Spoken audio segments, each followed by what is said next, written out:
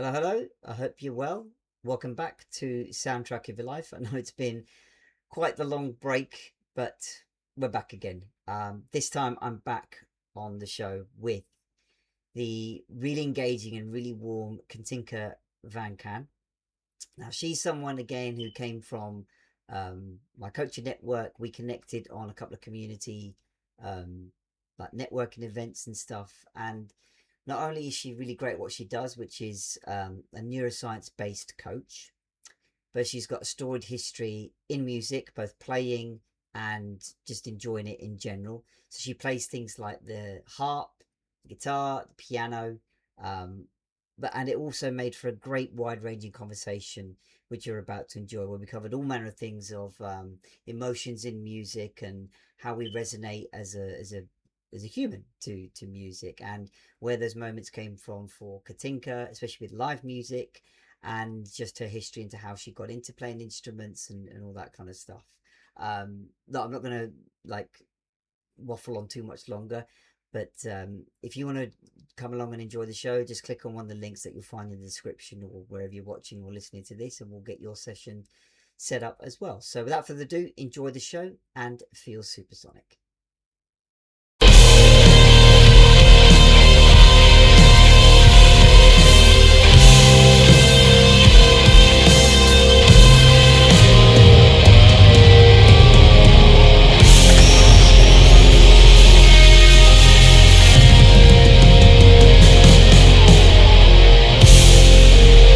Hello, hello. Welcome to this week's episode of Soundtrack of Your Life. I know, again, it's been bloody ages since I've done one, but life takes us where it will take us, right? So, at the same time, I think, what do they say? Absence makes the hearts grow fonder or something. So, this is very much in vain with that statement, because I have with me today the really energetic and lovely Katinka. Now, Katinka and I cross paths on our school network. So for those unfamiliar, it's school is where you get to host your own community about whatever you like, really. Sharing values, sharing what you do, bringing people together, all that kind of thing. And Katinka and I have been on a few networking calls together where, we share space with other entrepreneurs and people in our network. And the first thing that caught me about Katinka is, in her background, as she's got a piano. And she's also got a harp or two somewhere and a guitar somewhere. So I thought, right, music, here we go, brilliant. And through just engaging on comments and posts, and even on the calls itself, Katinka is very, as you'll see from this conversation, she's very positive, very energetic.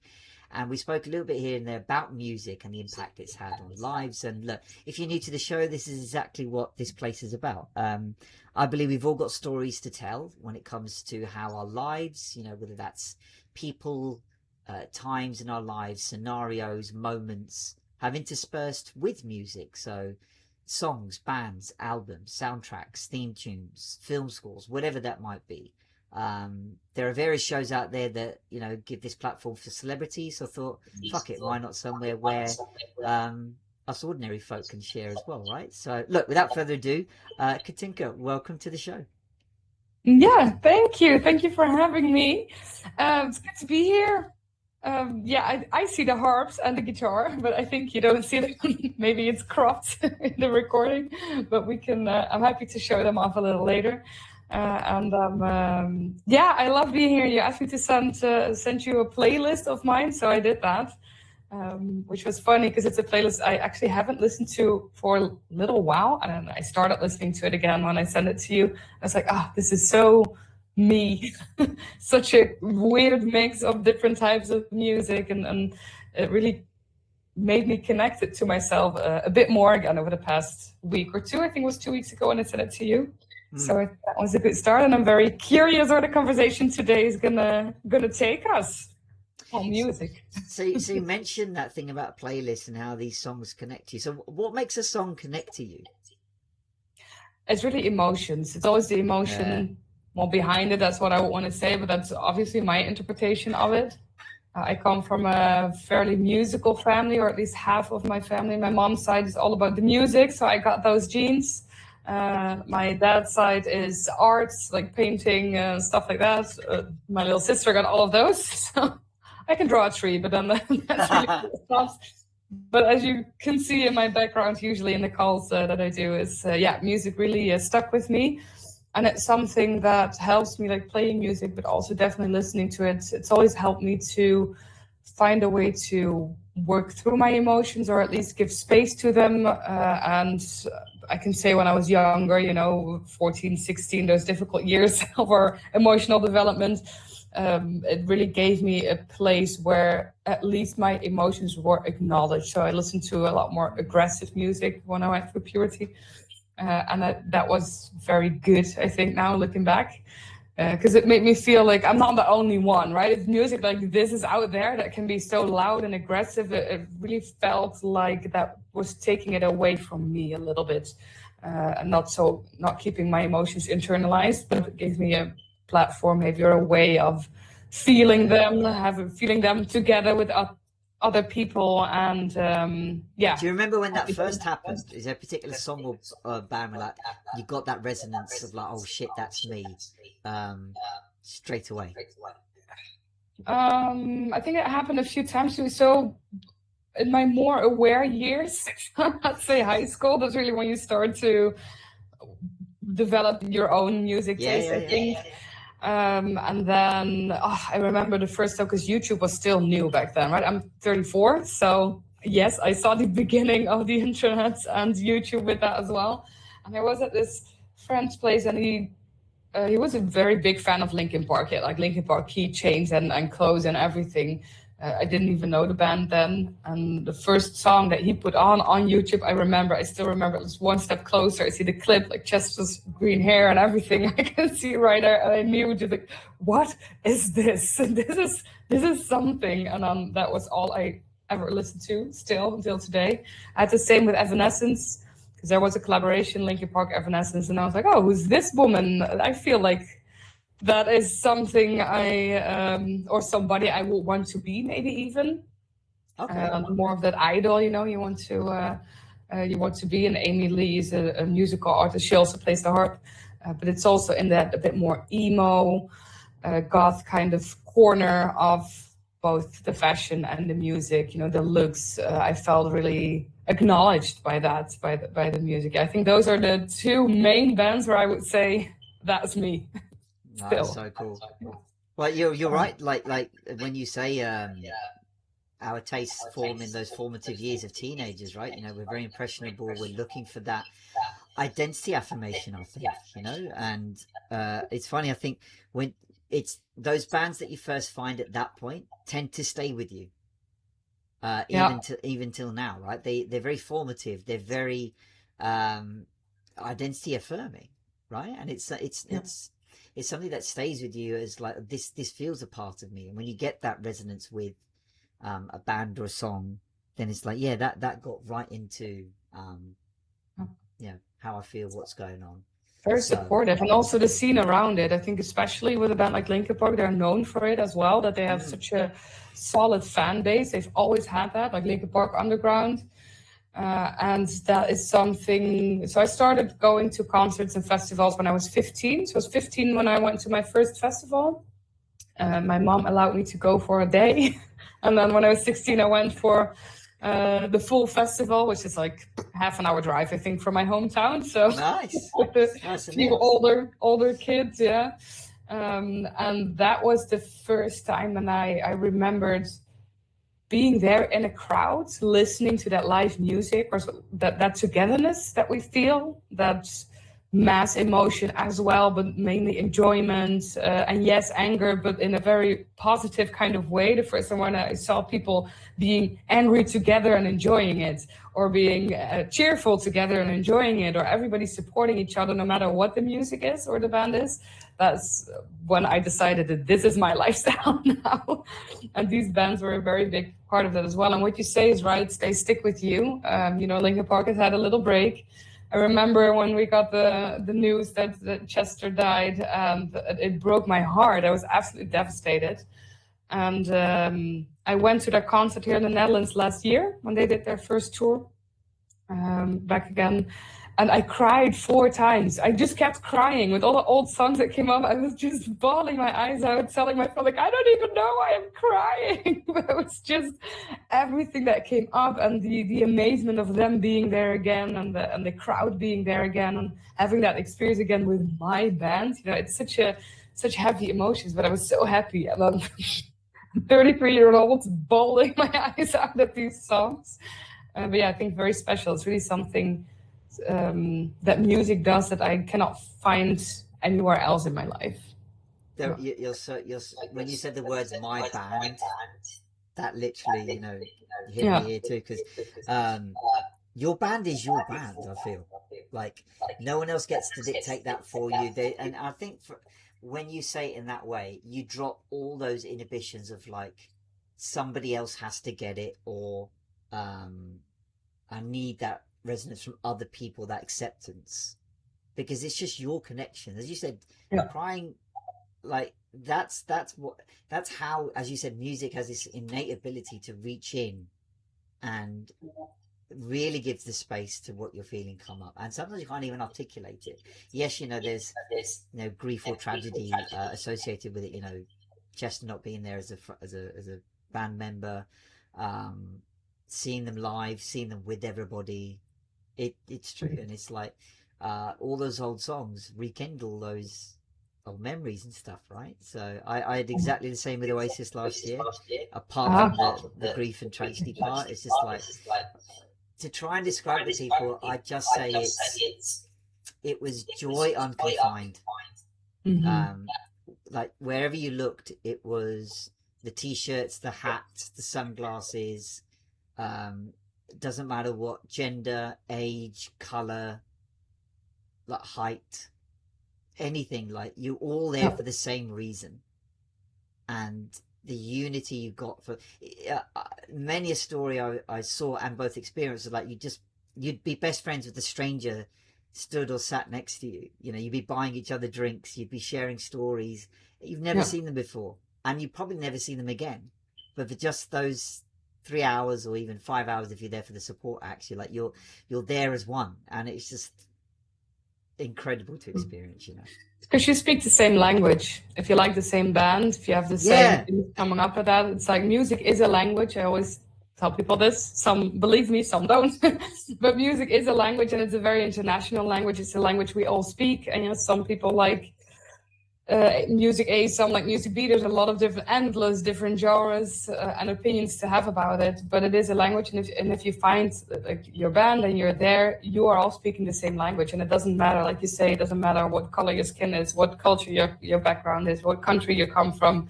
That's why I like festivals so much, because there's a big mix. And there's especially if you go. So my favorite festival is Pukkelpop. We're going again in August, and it has a lot of different types of genres. I think they have, I don't know how many stages they have. It's maybe 12, 13, 15, I don't know. There's a lot of bigger and smaller stages. They have tents. They also have things like comedy shows. There's electronic music, all kinds of everything on the scope: dubstep, drum and bass, techno. Minimal, you have it all, but then also the heavy metal bands and the pop bands, and I've seen all different kinds of bands. I've seen Snoop Dogg there, I've seen Eminem there, but also Linkin Park, Enter Shikari. It's everything on the scope, which makes it so much fun because you can go with your whole friend group, and there's always something for anybody to enjoy. But also everybody that you meet is like, oh, what band have you seen? You can have conversations. And sometimes these conversations are, you're going to the whole techno lineup. That's the only genre that I don't like. So I can just tell them, I don't go there. I think that music is shit. And then people are, no, you should come with us. If you come with us, then you will understand it. And then I never do, because I still hate the music. But it's being there and with people being so enthusiastic, even if it's a type of music that I don't like. But it's not about that. It's about being together, enjoying it, trying to force your music onto somebody else. That's just it. Like, did you ever experience either being on the end of or giving out the idea of like a music snob? Like, my genre is better than your genre. Yes, I have that. Yeah, I had that experience a lot. And Good. I'm glad it's not just me then. yeah, no, it's definitely not you. So I've studied also at the conservatory. You'll find a few there. So I did school music and I only did it for a year and then they kicked me off. But that's when you have like people from jazz think jazz is better, from classical music is better. And some people are open-minded, some are not. And especially in education, if you are focused on one thing so much, then that is the thing, right? Otherwise, you're not going to make it. So that makes sense. But also, I find it a lot in the techno scene, and this is a music genre that I don't really like. It's very big in the Netherlands, and I've met a lot of people that if they listen to that, that's all they listen to. And I always say, for me, that is a red flag. If somebody only wants to listen to one type of music and constantly lives in this world where this is the music and all other music is not as good and everybody should only listen to this, I call it a red flag. And I think it has a lot to do with then you're living in one type of emotion, one type of view of the world, one type of sphere, kind of. I mean, techno is my personal example, but it can go for any type of music, right? So, yeah, and it's something interesting, right? What have you experienced if you talk about the music? When you mentioned that, that impressionable age, right, of Yeah. teenagers, right? I hark back to that time. I'm like, I also found my genre of music, which guitar-based music, around that time. But before then, it was this. You just listen to whatever caught your ear, right? So stuff in the charts, the big hits that people were just singing about at the time that got really popular. I come from a Bollywood background, so old, like 50s, 60s era, like my parents were into. But it was only until I got into guitar-based music via random. I just heard a track one day, and it's like, okay, this is different.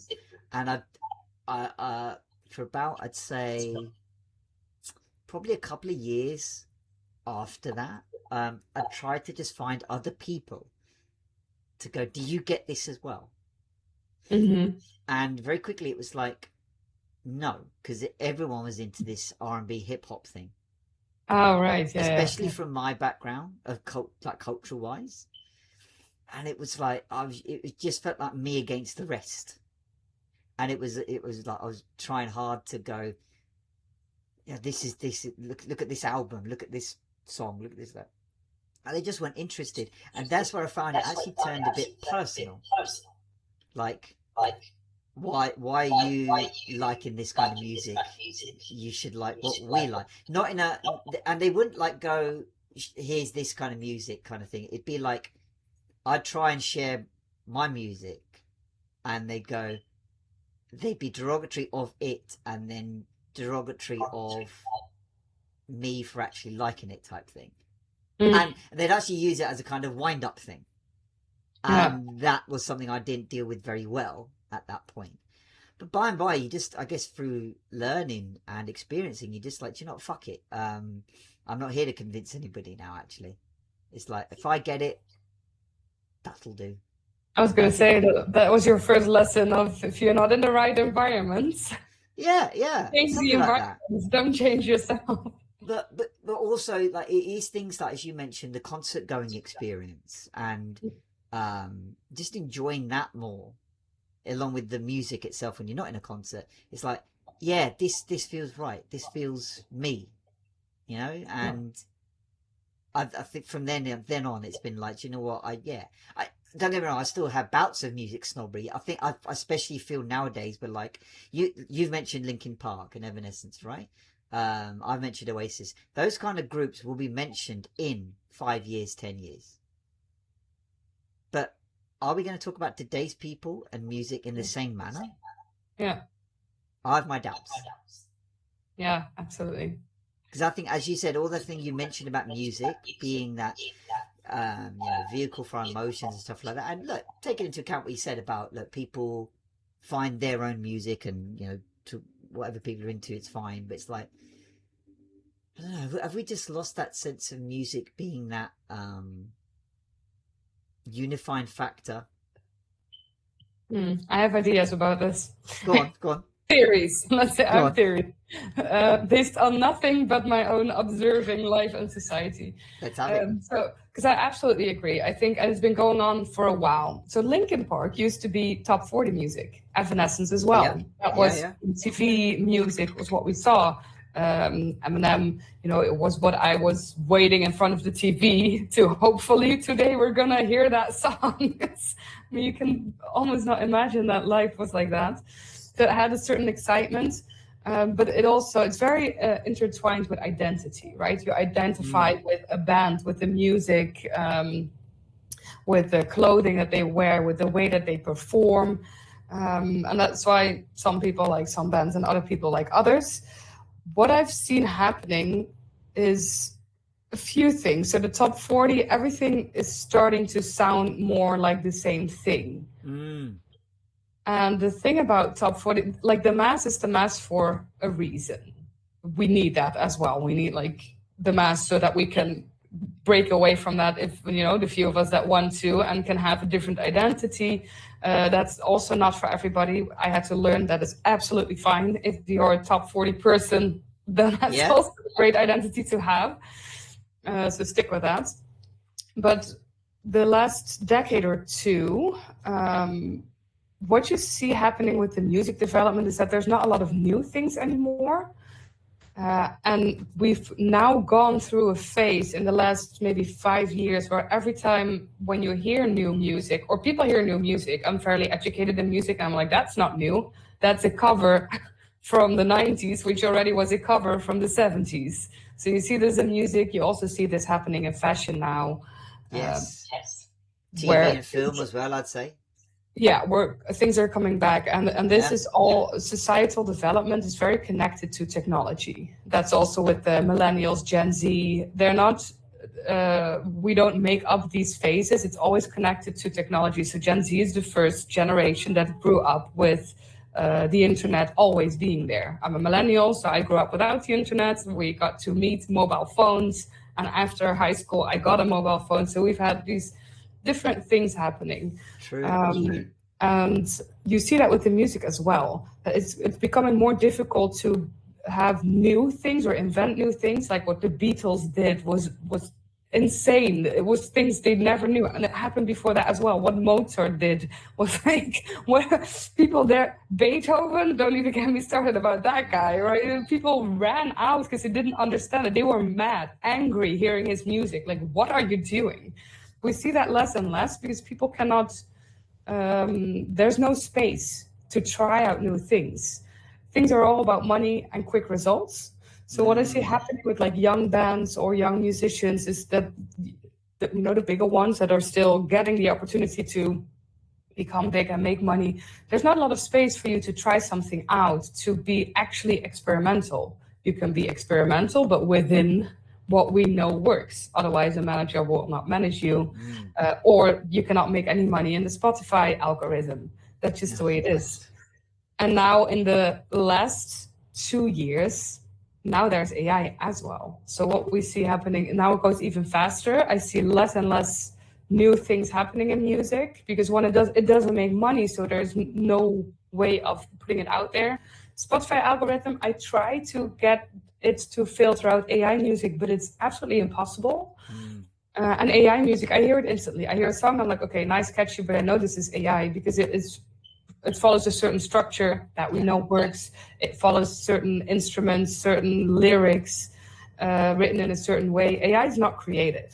I always tell people, don't be afraid AI will take over, because what it cannot do, it doesn't have creativity. It can only see what works and put that together. We see that more and more. And that's kind of what I'm observing if we talk specifically about the music and platforms like Spotify and YouTube as well, that you see less new things, less developments, and more of it's becoming one mush that right now works to get views, clicks, and make money. And there's going to have to be a point where we break out of that again. Something will trigger. That's what we think so? Do you think there is a point coming? I mean, we have to, because otherwise we're going to die off. There's no growth. So I do feel that's kind of what we're talking about, that there's no development, there's no growth. And if you this is just the law of nature. If you don't evolve, you die. It's going to be either one of the two. So there has to be a certain point where the music scene or people are going to rage quit Spotify because I keep hearing the new things, or I don't know, crypto is going to go bankrupt. Something, it could be something weird like that, right? That triggers it. And then there's going to be another like societal breakthrough and new things will happen. What that will look like, I don't know. I'm excited for it. Well, we might. Well, I hope you're right in that regard, because you make a really good set of points there. Where like, it's taken. I think it's funny, those bands that we feel that we'll remember for decades. They came. I always say there's like, if you go through from certainly here in England, right? If you go from the Beatles onwards, right? So they were what, the 60s?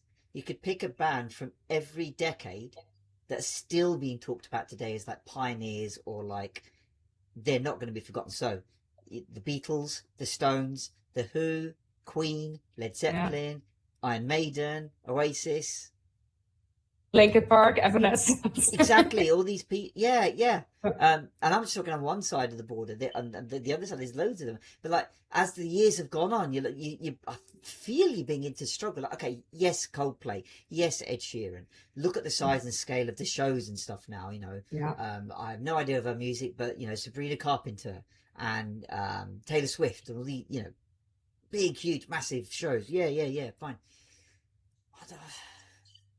I think it's going to happen not with the bands first. It's going to start somewhere else. What I see a lot, and that's also because I really look for it. But there is a scene coming up with DJs and producers. Okay. Where they get classical music involved in their techno, in their dubstep, in their drum and bass, whatever it is. But you see the electronic music, that it's more difficult, I think, to throw something creative out there like they wanted to, but classical music still works, especially from the Romance era or the Baroque. That's Mozart, or stuff like Beethoven. Everybody knows it. I call it in Dutch, aangeboren muziek. It's like music you're born with. We know it, we hear it, and there's a reason for that. There's scientific things happening that trigger things in our brain, in our bodies, with the vibrations. There's a whole science behind music. Wow. From those eras, why that works. Why, if I say every brain now is like, and you need to finish it. It's like programmed in us. And I see that DJs are picking up on this and involving it. And that is kind of how you can make a bridge, take people away from the familiar in certain steps. So I want to do something new with my techno, but I need to throw in something familiar and make that something new. And I found that very, very cool. Like, I'm following this Italian DJ now who does it with techno, which is not a kind of music that I like, but I love classical music. And he throws it in there, and now I can actually enjoy, not only listen to, but enjoy techno. And then he has all skill with fire and stuff. They're like, that is great. And I think we need more of that. And that's something that will be coming up together with shows. And we have like insane laser shows and visuals and all the weird shit we can do these days. Oh, absolutely. That's how we can break out of that mold of this is what the algorithm decided we can spend our money on. Yeah. And you're right, because it does feel that those moments and pockets are out there, but they're just heavily submerged under all the stuff we've got going on with as AI infiltrating everywhere. Like, I know there's possibilities with AI of like, what would it sound like if John Lennon sang a Michael Jackson song, or if Freddie Mercury sang a David Bowie song, or whatever. Voice artist. It's like, it's nice to have that imaginative outlay, but as you said, in terms of music, to get us, to achieve that kind of era-defining cultural thing, you're right. I wonder if we're moving away from that kind of thing entirely, whether it is just now pockets of, say, something original, something new. Because as you mentioned, classical music, there's a couple of guitarists on YouTube where they do covers of classical music in metal form. No AI, it's just them. I love that. Like, there's a guy, what's his name? Eric, I think. but he did like Beethoven's Moonlight Sonata, Mm-hmm. all like bits of it, like completely on his own on guitar, like shredding. I don't know how he does it. Like he just shreds on the neck like that. Like how are you doing that? And like for the whole 6 minutes, just like you just watch it. You never mind the audible nature of it. You just what? How can he keep up? Is he going to do it? Just like it sucks you in. Honestly, it's like wow. And he does all sorts, like not just classical, but like pop stuff and video game music. But the classical stuff are like goodness me. And it's not just copying Beethoven's movements, but just like he puts his own interpretations on it. It's like wow. That's the thing. AI doesn't have soul. That's it. You still need that. But sometimes you need to break up with something, right? You need to miss something to understand how much you need it or how much you want it. And I think that's just a phase that we're going through now with the top 40 music, or like the music scene maybe in general. That okay, AI is intervening, and at some point we're gonna understand like we need that soul. I think it was Jacob Collier, or what's he called? Yeah, he said it as well. Like the one thing that AI doesn't have is unpredictability, because it's made to predict patterns. And so AI will never create a song where there's silence in there, a breathing pause. Just out of, like, not out of tune, but against your tone. These are like the things that make music magical. Why a live performance is never perfect. Yes. But it's so much more amazing to listen to than the CD, because it has that soul, it has that unpredictability. The musicians can change up the music a little bit. They change the tone to something that works better on a stage than on a CD. There's so many variables, and AI doesn't have that. So everybody's gonna get sick of it, and at some point, like, okay, we can listen to this song again, but it's not gonna work. It's not viable, I think, for music. But you're right. It just also feels that AI, I think, is something for music. In essence, it's something where you can listen to it and go, "Oh wow!" It like the speed of its capability and its, I guess, technical prowess is something that, like, so for example, if you wanted to go, oh, I need a drum sample for this track, or I need to have this vocal track on it, that's what it can do quickly. You don't have to go to a studio. You don't have to get an engineer. You don't have to get an artist, and you can make it. So that the accessibility is there. But as you said, Liz, there's nothing to substitute for, like, when you listen to a song made by your favorite band. It's like, for me, I've always wanted to know the story behind it. Where did that song come from? What and without the artist even talking about it, you feel it through the music, the delivery, the instant intrigue, right? It's a human singing it. Yeah. I've always said the artists and bands that reach me, and it is Oasis. I'm not going to, beat around the bush there. I've always remarked that there's been at least 2-3 moments in life where I've gone out of nowhere, whatever's going on, and it's usually when I'm at a pretty low of a low. A song has come from them that's just pulled me back up. Reached right in to access exactly what is going on. And it's like, if God knows what would have happened if that song didn't appear at that point. So you hear a lot. AI can't do. Yeah, exactly. And you hear it a lot. So I think Youngblood is a very good example of a band that has that as an identity. Like, every time that he's around his fans, people say, "I'm only alive because of you," and he always says, "No, you're not. I'm just here writing songs and singing them for you. You are the one that did the work." And I think that is a very important message. But we all need something to, you need a ladder to get out of that hole in your life. And that can be a friend, a family member, a therapist. Music is a very powerful thing that does that for a lot of people. And it's always the artists that have been there, right? Or are there, because, Chester Benningfield is a very good example of that. Kurt Cobain as well. We have a whole club of them, the 27 Club. That there's a reason that you feel so understood, because these artists that make the music are telling your story. I think that is that human connection. We have that with musicians. We have that with artists, with painters, with people on stage. If you watch like musicals or stuff like that, sometimes I've seen at art shows when there's just a painting and somebody stands in front of them and starts crying because they feel so connected to it. Yeah, That's what absolutely. art does. Yeah.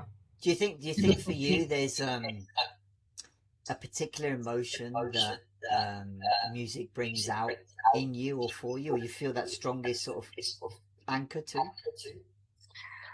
Well, it's by now, it's all the emotions. I think I can use it very well, and I see that I am going through something, or I'm very on top of my personal development. I have to, as a coach as well, because I cannot be down and do a session where I have to be there for my clients. So I need to be very on top of my own process as well. And it's been a very good and healthy tool. So if I know, like, okay, I'm sad about something, there's certain playlists that I have, or songs or bands that I listen to acknowledge that. But I also need to switch at some point, because otherwise I'm going to drown in my emotion if I keep listening to the same song over and over again. So I need to find that kind of route through music. And this is something. So the playlist that I sent you, it's I called it To Cover. It's all songs where I listen to them and I feel at some point, oh, this is something I might want to cover, and that can be, played on the piano and the harp and the guitar, or singing it. Not going to say that I can play any of these songs, but that is a connection that I have with the songs. If you listen to the whole playlist, and I started this maybe even around COVID times, I think could be. You almost feel that if you listen top to bottom, that whole playlist, you just feel there is different phases, different emotions happening. It's a whole connection. You have this on the album as well. There's a reason why Linkin Park has his muse also. There's a few albums where people are very critical, like, I don't really like the songs. I'm like, it's not a song, it's an album. You need to listen to it front to back, because there's a storyline There's in a it. narrative to it. Yeah, you're not going to pick up a Harry Potter book, open it up at chapter 9 and say, I don't like this story, I don't get it. That's not how books work, that's not how albums work. And I have that with my playlist as well. And my liked playlist on Spotify, so just the songs that I like, that's something I usually put on if we are hanging out at friends' places, or at some point somebody's like, oh, who wants to play some music? Or there's a fight about if we want to listen to drum and bass or techno, then I just put on that. It is mostly songs. There's also some like classical things, or things without singing but just instrumental. It's a lot of different things, but it has a flow and a vibe. And it's a very good one for a group of friends who just hang out, talk, and nobody's paying attention to the music, but the music is supporting the vibe and also steering it a little bit. Where I've observed this, and I find it very interesting, where when the music is becoming more active, the people are becoming more active, and at some point it calms down a little bit. And that's what I like in my playlist, and it serves me very well in that retrospect in my own life. When I go through things, when I need inspiration or motivation, but also sometimes when I just need to calm down. Because you said I have a very positive, active energy and a very positive spirit, but that can also be too much sometimes, where I'm just doing 10 things at the same time. I'm overflowing with ideas, and I know if I continue this, I'll just burn out. And then I need music. Classical music is a very good tool for that, to just help me breathe and get my thoughts together and just focus. So cool. Like, so many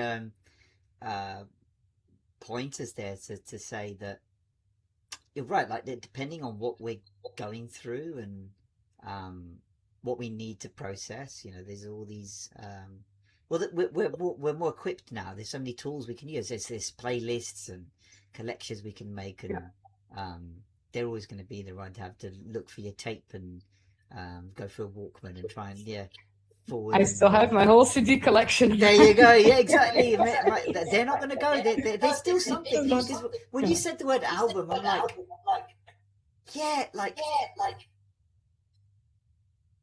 so many classic albums we can think of and bring up. And like, again, I think that's a missing thing nowadays. Where yes, albums are still being made, but it's like, is there narratives going through? And it's like, I think there's a reason where like these top, whatever they are, top 10 bestsellers ever in whatever country, it's still the classics that are up there. Yeah. Rarely do. Okay, like an Adele has crept in as up there. Okay, fair enough. But it's still the Beatles, Michael Jackson, Oasis, Queen, Dire Straits, all these just like classics just sit there, Yeah. and even it doesn't have to be about bestsellers. It's just like, so I'm reminded of like albums like, so the Sex Pistols, never mind the bollocks, one album they made, yeah, it like, you'd think of punk rock, that's the album. Yeah. Does it have a narrative flowing through it? No, but it's just that collection of what are they like, hardly 2-3 minute songs each, but all together it's one. That's the pinnacle right there. It's like, Yeah. I miss albums. I miss the music stores, going through like the these and this, discovering new bands, that physical part of it. I don't love Spotify anymore. I like Spotify. And the only reason is the AI. And it happened a bit earlier already, where people started making or putting music on Spotify, what that is just like forest sounds or ocean sounds and stuff like that. oh yeah, what they call them, like soundscapes or something. Yeah, or focus music. So it's just like this 6-hour song or whatever, or playlist. Yeah. That was the beginning of what we're seeing now with AI, because then it's the Spotify originally is meant for bands or for singer-songwriters, for musicians to put their music on. But now we've accepted, or they've accepted, that was going to be a part of it. Then podcasts also, I find it great, but it does something with your algorithm and with the platform. And now we have AI being accepted. That I don't really like. And you start seeing that the it's just a super mess now, isn't it? As you said, like where's the line drawn? There isn't one. It's like anything and everything will do now. And you mentioned that word again, algorithm. It's just like, ugh. Yeah, I know it's a thing, but it's like, oh. I've discovered so many amazing artists, and like I've discovered country music and stuff like that, and the weirdest things with the Discover Weekly. So I used to do this every Monday. I wake up, I'm like, it's Monday again. I can listen to Discover Weekly. Let's see what it has in store for me. And I don't do that anymore because I know what it's going to be. The algorithm works so well that it just takes whatever I was listening to last week, and then it puts a playlist together that is exactly that. But that's not discovering anything. And now it's exactly that, but AI versions. And it's like covers of the songs I've listened to. It's kind of like it's working too well, and now there's no new things coming up, and it's always just the AI. It's even AI covers of songs that I listen to. We're going to get AI covering AI soon, aren't we? Kind of, yeah. And we're going to end up at just one song. Yeah. Everyone just listens to this one frequency and that's it. Narrow down to But I mean, I have a lot of confidence that something will happen, because we humans, we're still humans. Our brain still needs the connectivity or the connectedness, or it needs new things. It needs like that emotional function that music has. We still need that, and with the AI music or like the other stuff, that's not happening. But I feel like it's gonna start somewhere else in society. It makes me think of like Lady Gaga, who is, yes, she exploded with her music, but there is a lot more happening around her why she's actually as big as she is, because there were cultural statements, there are statements in her looks, there are statements in her clothes, there is statement in her acting that she does. It's not just I made a viral song. So there's a whole development, a whole movement. Yes, a song went viral, but all the societal development comes with the artist. And that's what we need. And I'm fairly confident that will happen again, but we might have to be a bit patient. Very true, and really well put. And that's a nice sentiment to have, that, like, we're not done yet. We're not, AI's taken over now. So you're right. We as you said, for if anything, music serves that purpose for us as a big form of connection, unity, tribalism, which you can't take away from humans, And yes, we spoke about that. You find your own individual taste. That's fine. We don't have to have others validating it for us. But when we get that resonance, it's like, I akin it to like I know you're not necessarily a sports fan, but I akin it to when you find a fellow supporter, you know nothing about them. There is like nothing in common, but you either spot, you know, your team's like badge on their shirt or bag or whatever, instantly you're the same team, where we can connect on that, you know. And music does the same. Like when people talk about it or that you listen to, and it's like, yeah, I'm a fan too, and that's it. Um, One of us, one of us. True, That's it's true. It's like, yeah, you're this. I think it's something inherently human about. Oh wow, you like this thing too.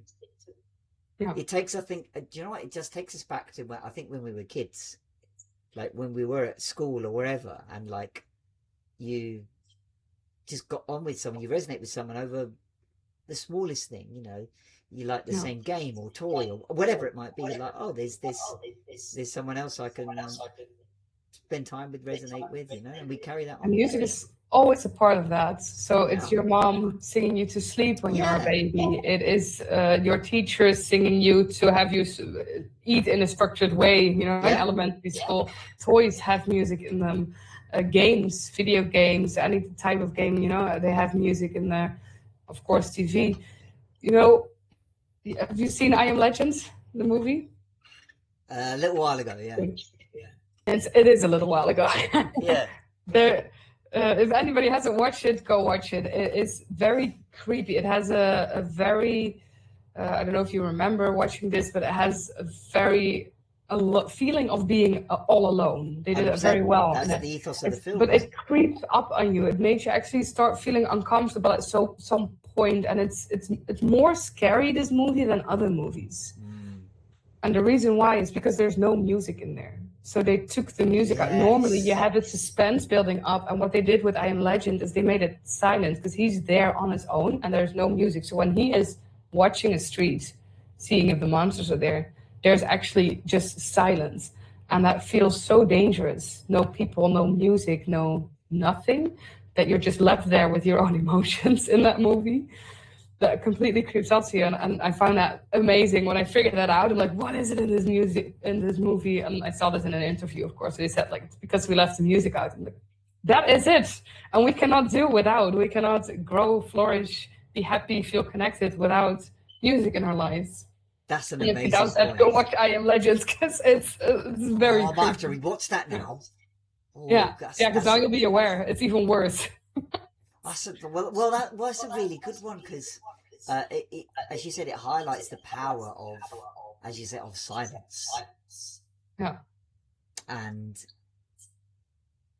when you get stark examples like that, you're like, whoa, and you feel that as well, right? You're left suddenly alone with only you in your head, and your thoughts and your emotions. Like, whoa, okay, okay, I'm gonna have to rewatch this. Yeah, I'm curious what you think. Okay, so can I ask a question about your head? Yeah. Do you have music in your head sometimes, like stuck or songs in your head, or? All the time.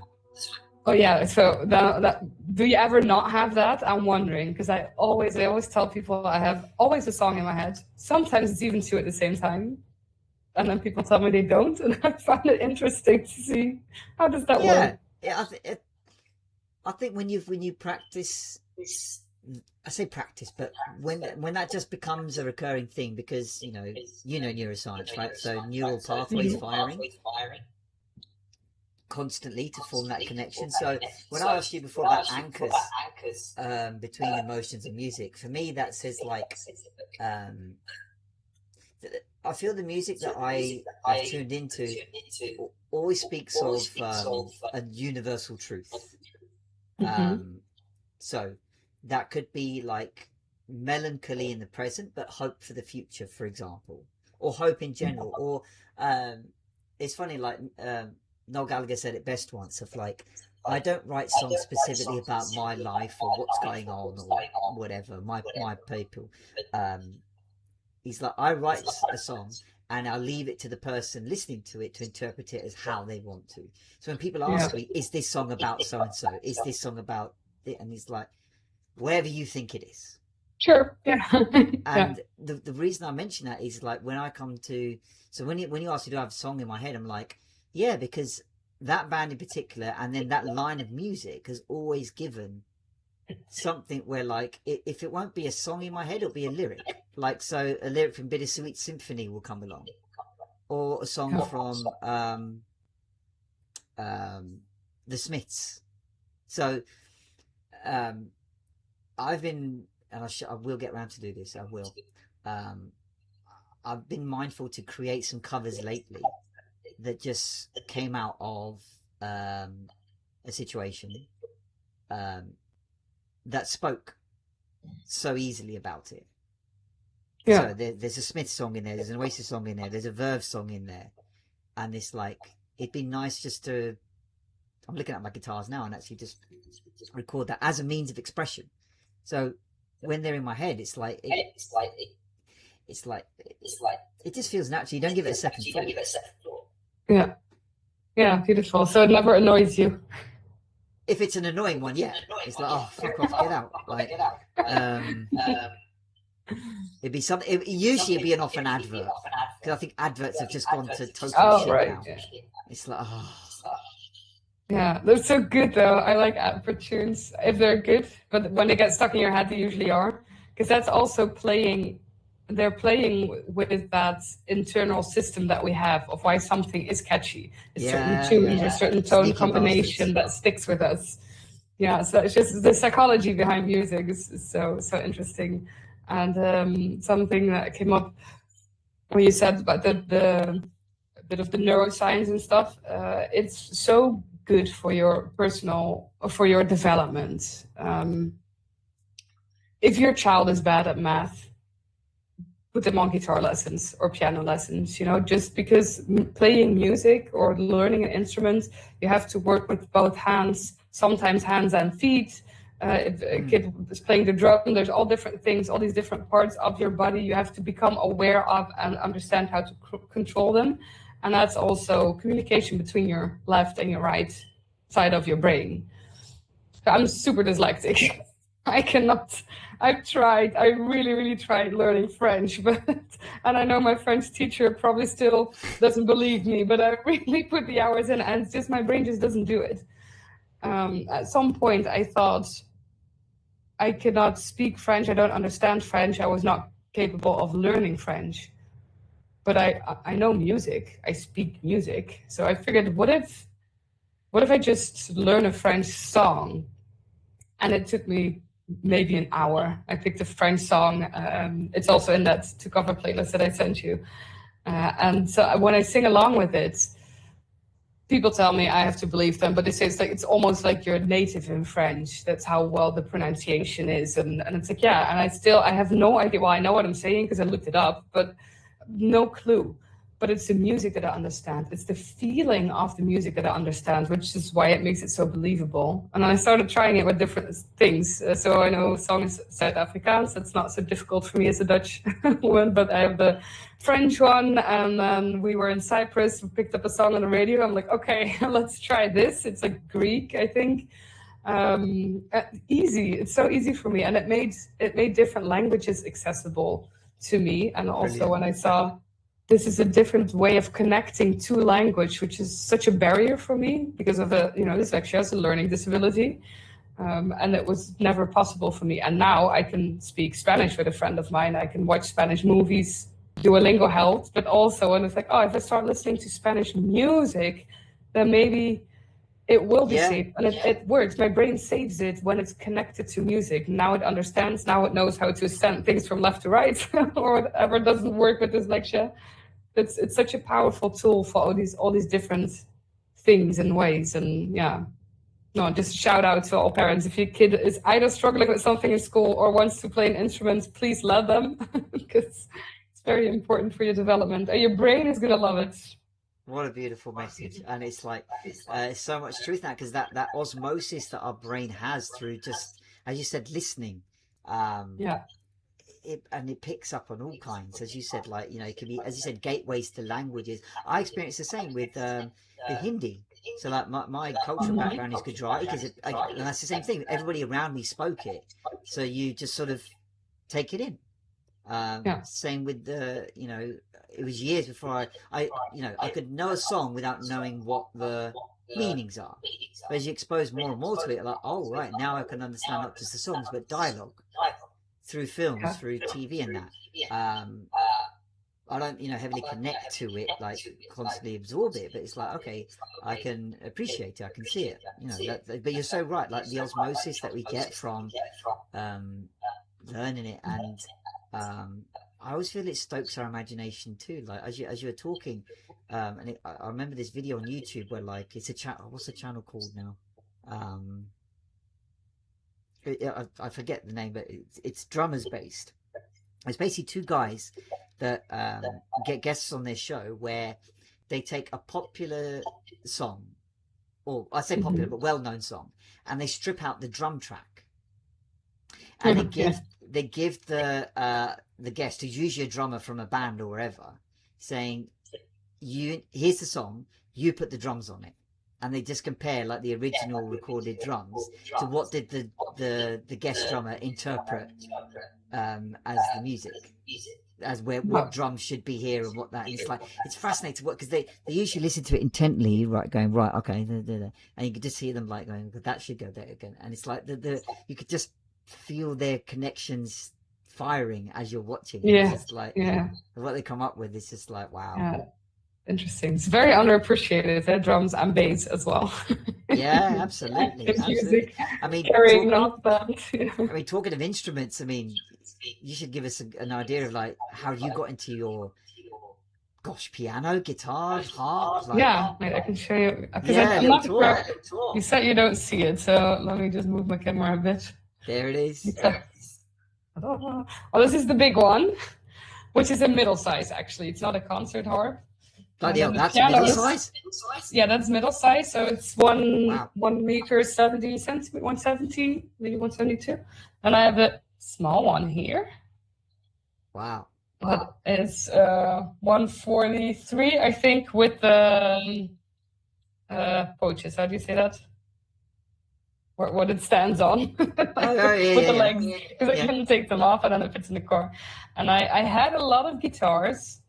But I sold most of them because, started living with a guy and we needed space for his stuff as well. Fair enough. But I'm down now to 3 guitars and a ukulele. So, and then I have a whole box with, like, percussion instruments, different ones, anklung, stuff like that, like weird instruments. Now, the piano is for my grandma. My mom plays the piano, so I just really grew up with a piano in the house, and for me, a house never feels done when there's not a piano in there. And this is my grandparents' one. So my grandpa passed away earlier this year, and grandma moved from their big house to an apartment here in the city. So I can see her a lot now. And the piano had to go somewhere, but the family knew what's gonna end up with me. And the harp, I don't know. It was just, it's quite a cool story actually. So my mom, she always had this kind of like rule in the house where every child can play one instrument and have one other hobby, like a sport, or for my sister it ended up being like a performance club or but we could do 2 things and one instrument and one other hobby. We switched between a lot of things, and for me, piano was just an obvious start because we were used to that at the daycare where we were going to after school. They had piano teachers, so it was very easy to get piano lessons there. I liked it, I could play it, but more so that I could just play the piano. And then at some point, my mom told us, an instrument that you play, you have an instrument that is yours. You just need to find it. And it's different for everybody. So she was like, just sit down and think about what instrument would you want to play. Do you want to smack on something? Do you want to plug something? Do you want to press on buttons? Do you want to hold something like this or like this or like this? Is it big? Do you blow through it? Just think about what feels comfortable, what feels natural for you. Okay, so that's a conversation she had with me, and I went by my life, and like 10 months later, all of a sudden I came home. I was like 10 or 11, and I come home. I was like, Mom, I've thought about it. And she completely forgot about the conversation. Of course, like months later, she was like, well, what's this child talking about? I thought about it, and I think I want to play the harp. I still don't know where this idea came from, but I just came home with that message one day. And then it happened to be that one of our neighbors was the harp teacher. There's not a lot of them. There was one here in the city, and she lived a few doors across from us. So my mom called her up, and she's like, okay, my child came home and said that she wants to play the harp. I don't know how or why that happened, but can we just stop by? It's also because financially, not the most fun instrument to play. Like a flute would also be an option. But yeah, so my mom brought her there, also knowing that financially it was going to maybe be a bit of a challenge to buy this instrument. And then I got like a test lesson. This teacher put me behind her harp. She let me explain me a little bit how the instrument worked, let me play around with it. And I started playing it right away. And she told my mom, like, yeah, I'm sorry, but this is it. This is her instrument. And I got lessons, and after 1 year, I got my A diploma. So we have A, B, C, D, and after D, you can go to the conservatory. So I did A in 1 year, and I did the B, I think, 1.5 years or 2 years later. So I did that all very quickly. And then the conservatory asked me a few times if I wanted to come study harp, but I never wanted that because I have the talent, but this instrument is mine, and the music that I play is mine, and the connection, the bond that I have with my harp is something for me. And I play a lot of different kinds of music on the harp as well. And that very much goes with my mood and my creativity and whatever I want. And sometimes I don't play it for months, and then I play it every day for an hour. And, you know, I go through all the phases as a human does.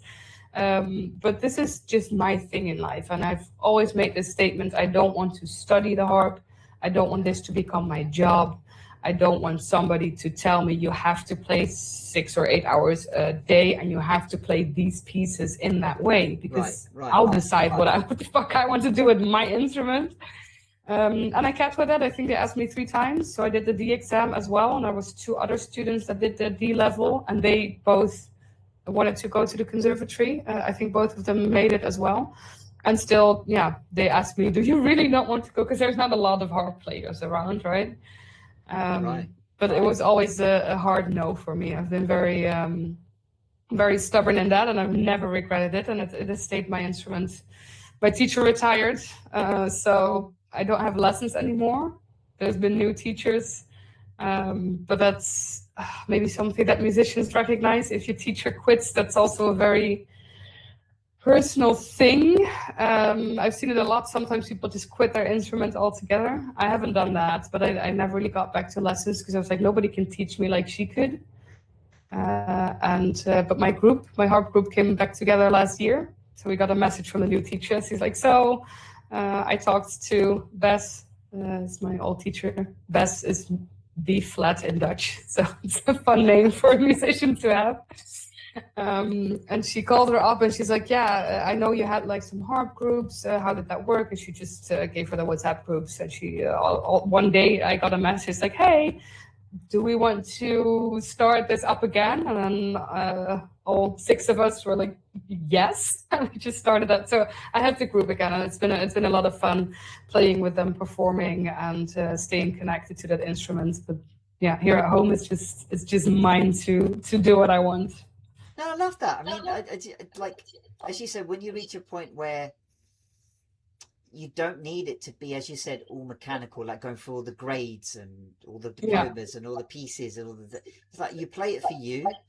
I feel exactly the same with guitar. I've never had a lesson. I picked it up. What was that? 17, 18. Again, all my favorite artists were playing the same message. Like, if we can do it, then anyone could. All right, I put that to the test. I literally got a budget guitar from a department store. This is before YouTube and Google were a thing. Oh, so, yeah. Tabs, store copying them. That's it. Literally, I found a static web page that said, right, this is a neck, this is a fret, this is a chord. And like, okay, got all the blisters on my fingers. But where it really started is like I was just round a friend's one evening in the summer, and I mentioned I'm learning guitar, and he looked around the garden where everybody was around, and he pointed at people going, he can sing, he can play anything, he can do bass, he can play guitar, you're learning, we should all form a band. And we did. And it was like 6 weeks of the most... We didn't know what the fuck we were doing half the time. We knew we could play, but could we ever get it together? And I'm still learning. I can play, and it's like, what's going on? I didn't even have a pick. And the funny thing is, this how daft it got, right. Instead of getting a pick, I cut out a pick shape from an old credit card I had. As we did, yeah. And people looked at me and say, "Is that an old credit card?" I went, "Yeah." And then one day, the bassist in our group went, "Oh, for fuck's sake, get a proper pick!" And he just like got a whole box of them. And he said, "Here." And he said, "He's like 2-3 picks," and he's like, "That's just the fun we had." But I mean, because at the time we were all at uni, like we're all school friends from like growing up, but we're all at different unis. But then at the end of the summer, everybody had to go back to uni, and like we never quite all got back because adulthood took over, right? You know, fathers and stuff. But for those 6 weeks, like we recorded a little mini album of our own self-written songs. Such many conversations, like we talked about before we recorded the heat wave. I remember it was a particularly warm summer again, where we were at a friend's house with all the instruments recording, and they've got massive bay windows and they were open, and drinking beer, and like long into the night we'd go like trying to think of a title for a song, and it's like, why is it so hard to think of a title? And then, you know, someone just said, why don't we just do like the opposite of a band name? So like Red Hot Chili Peppers. So what about green cold mushrooms? And we named one of our tracks Green Cold Mushrooms, and it's like what was the name of the band? Justice. Oh, wow. And even that took ages because we were like, well, we can't settle a name. We're like, so we had this thing where if we were all like pissing about in like like not paying attention, guitars and really, our drummer would just do that with his drumsticks, and we'd all just look across. Oh, look, it's the Sticks of Justice. No idea where it came from. Sticks of Justice. And then as we were going along, we're like, what about Justice? Yeah, that's how good band names get born, with like a gimmick from the band itself. That's it. Oh, good. You still record things, right? I do, yeah. Justice never made it back together, unfortunately. Yeah, that's it. It was short-lived. It was there. Our gig is on YouTube, where we played to about 20 people, mainly hecklers of our friends, at the local football centre. But it was fun. It was just like, and actually quite poignant because one of our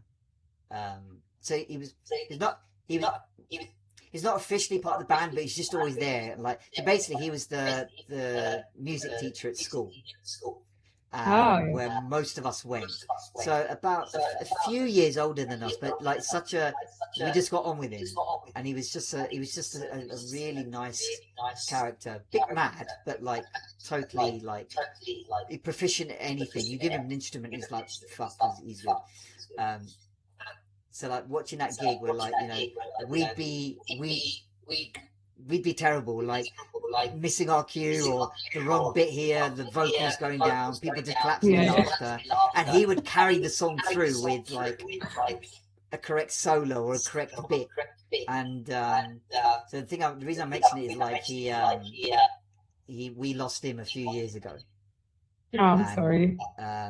No, thanks for that. But it's like so the drummer in the band, who's my friend, but he's really close to Johnny, his name is, and he like did the service and the all stuff for it, and he asked people to send in your memories of Johnny.